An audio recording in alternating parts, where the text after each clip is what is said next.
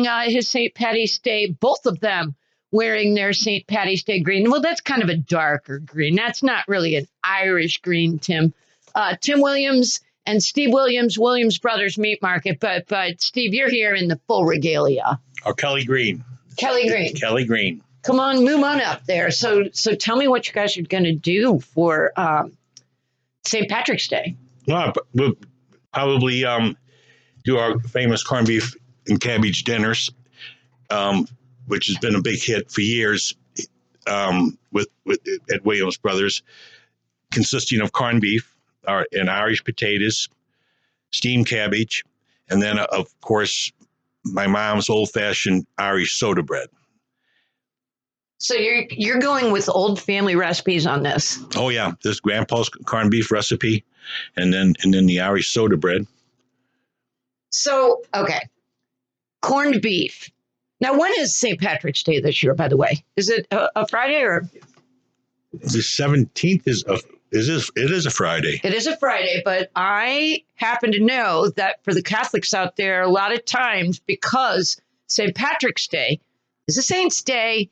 And if it falls on a Friday, there's sort of a dispensation. There is. You know what? There has been. The Archdiocese, I think, says it's okay. It is okay. So this is your chance to get your meat on a Friday, man. Yep. Yeah, the Irish probably got to go bribe the Archbishop first with a little Irish beer and things, but we'll probably get it done.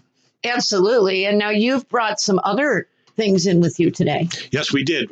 And again, with our new facility, we did a state of the art, drying room, you say, or fermenting room, and where we did our summer sausage, where it's an old fashioned old world recipe where it just air dries after smoking. And with this state of the art drying room, we can add some new products, and you got a couple of them in your hand there. Probably the newest one is that it's a Spanish style chorizo, which is an air dried fermented product made with pork and beef. That one there is of course got some cayenne, some paprika, other secret ingredients. Garlic is pretty much there. And then, of course, the Italian capicola, which is cut out of the pork shoulder. It's got a lot of fat, which I love.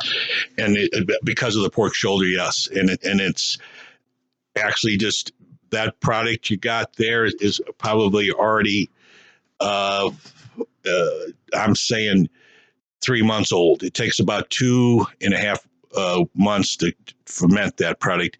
It's a dry rubbed with fennel, cayenne, salt, pepper, cayenne pepper, and then just smoked and hung in our drying room.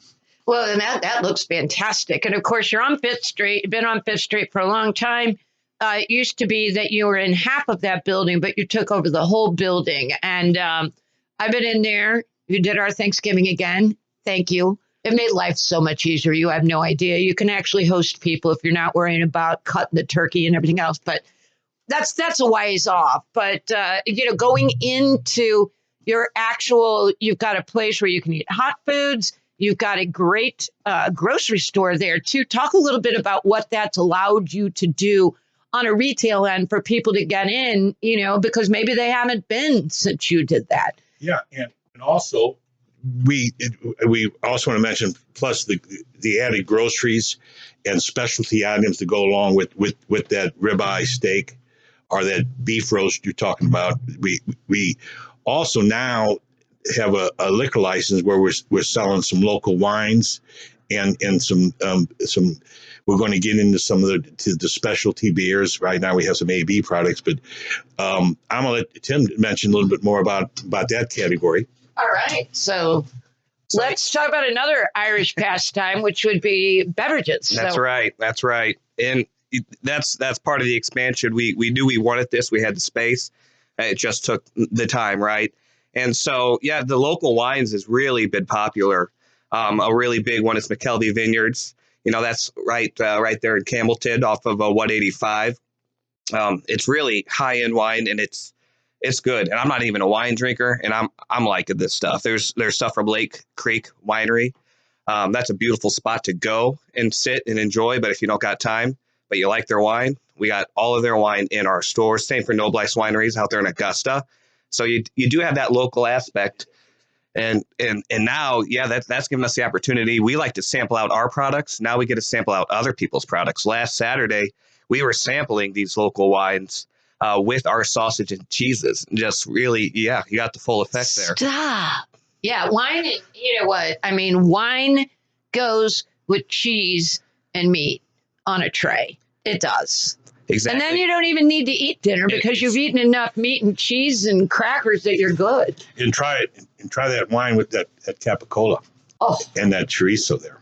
Now, I know it's Friday, but maybe we'll get some dispensation here for you today. I think that's highly possible. I think that is highly possible. And, you know, to make a romantic dinner, then you've got all the ingredients. Because I remember way back when Tim and I were dating. We were living in Chicago, actually. So I'm like, okay, I'm going to make you a romantic dinner. And I am not a good cook, as I have disclosed a lot. And I made something, and it was really, really good. And I took it up to the roof of the building I lived in Chicago. So it was rooftop and everything else. And I remember doing that romantic dinner. And then he was like, I know this, I don't want to hurt you, but it's like the, you know, NBA championships. So is it okay if we go to a bar and watch them? Because I didn't have cable. I'm like, yeah. But I mean, you have got the ingredients there for your own romantic dinner right there. Steak, my favorite, right? Or corned beef, whatever, steak. And you've also got the beverages. You've got these specialty items. I mean, you could go in there and like make a night of romance just on everything that you've got. That's correct. And we're not saying not go to the local restaurants in town, because I love going to them myself, but isn't every night supposed to be a romantic dinner? Yes, of course. Thank you. Of course. And I'm sure it is for you likewise. Yes, it is. Oh, yeah. Every night. Every night. God love you. God love you. All right. Now you need a dispensation for the, you know, a bit of a twist on the truth.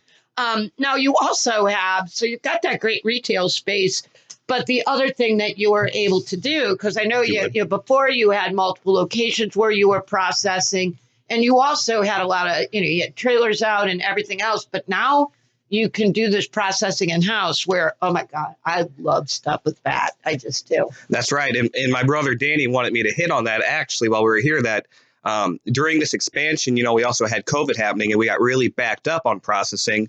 For example, the sides of beef, half hogs, things that's still huge in this community, all that through our local farmers. And he wanted to let everyone know out there that we're back to running good specials on these items. Everything is being vacuum sealed now. And we have gotten more caught up. So people were waiting anywhere from 4 to 6 months to fill their freezer. We're back on track to get you your beef, your hog, a month to 2 months at the most. Now, when my mom used to buy, you know, stuff, and then she'd put it in the freezer. She always had stuff in the freezer, and she would take it out of its wrapping and then put it in like waxed paper and then tape it with masking tape and write down what date it was. But, you know, after a while, you got some bodacious freezer burn doing that. This vacuum sealing, how much of a game changer is that? How long can it last in a freezer without getting freezer burn when you vacuum seal it in this way? Easy with the mill bags we use a 3 or 4 mill bag on our freezer orders. You're going to get easy 24 to 28 months. And so we usually say, because it's not going to freezer burn. Of course, you do have to watch it yourself, but to package it, if it stays nice and where it's supposed to be, and don't beat it up so much in your home freezer, it's gonna hold very well for 24 months. Okay, so some beef questions for you. I love beef. Okay, porterhouse steak versus bone-in ribeye, which is considered to be the higher quality cut? Well, you know, those are fighting words. Wow, if you're inviting me over for dinner, I don't really care which one you serve me. But it really a good quality upper top choice U.S. beef. The porterhouse is nothing more than your New York strip and your beef tenderloin, your filet mignon. Okay, so those are two excellent cuts. A bone-in ribeye is farther down on or farther up on the loin, and it has a tendency to take on more marbling, which makes beef more flavorful and tender. So yeah, in this around us, your ribeye steak is a lot more popular than a porterhouse. I'm thinking back to like, I don't know. I love all of this stuff. And I've got to say, too, because I'm a personal eater of meat from your place. And when I've done that, it's the kind of thing where, you know, your price is about the same as anybody else's, to be honest with you. But when you eat it, you're like, wow, you can tell. You can tell. And I'm assuming that part of that is because it's not going very far before it's getting processed. And that's true. A lot. I'm going to say about 70 to 80% of all the fresh meat you get at Williams Brothers is locally sourced. A lot of we can tell you the farmer's name, but fortunately for us, in the way how much business we have, we can't always keep up with the filet mignons we sell or the ribeyes we sell. But one thing we do when we source that in from other packers, we make sure it's at least upper 2/3 choice. And what I've learned from the very beginning is dry aging. You got to age beef for at least 14 days. We go 14 to 21, and that also gives you that good helps breaks the texture of the meat down, makes it more tender, but it gives you that unique beef flavor. You got any of those bone-in ribeyes now? I can find some for you. Can you? Yes, I can. I'm going to be stopping by because I'm in the mood. Good. I'm in the mood. Good. And especially our youngest now tells us that we don't know how to really cook steak. So we might buy it and make him cook it. Hey, I like it. I know it. I know like it, right? Uh-huh. And along those lines, too, you have a lot of prepared foods, too, for people like want to stop by and have lunch. What kind of foods do you have? And it's back over to Tim. Well, definitely today we're starting up Lent, so your prepared foods is going to be a lot of fish. Spicy shrimp is today's special. Big belly buster cod filet mignon. Filet mignon's on my mind still, not filet mignon, but cod fillets. And then there's also Parmesan cod fries. So a lot of seafood that's very popular, and it's fresh. It's hot up until 5 all day long. And then it doesn't always need to be hot. We have a section of prepared dinners. That could be smoked beef brisket, muscatoli, ground roast beef and gravy is probably the most popular one in that entire case. And those are so simple. They're $10 to $12 a pop. You pop them in the oven for an hour. You got a meal for 6 people. So there's hot food and there's frozen food, but it's all ready to go quick. All right. So when is Uncle Steve going to get you one of those Kelly Green sweatshirts? As soon as he gives me some money, I'll buy him one. Yes. It's all in the family. It's all in the family. And for folks that want to stop by, again, a refresher on your location, your hours, as well as your online presence for people that might want to order them that way. Yes. I'm going to give it to Tim. You can always call us at 636-239-2183. We do have some online ordering options for these fermented items. That's going to be WilliamsBrothersMeats.com. And we're at 607 West 5th Street here in town, Washington, Missouri. All right. Well, thank you so much. Williams Brothers, Steve and Tim, thanks so much for coming in. Thanks for having us. Thanks for having us. All right. And right now,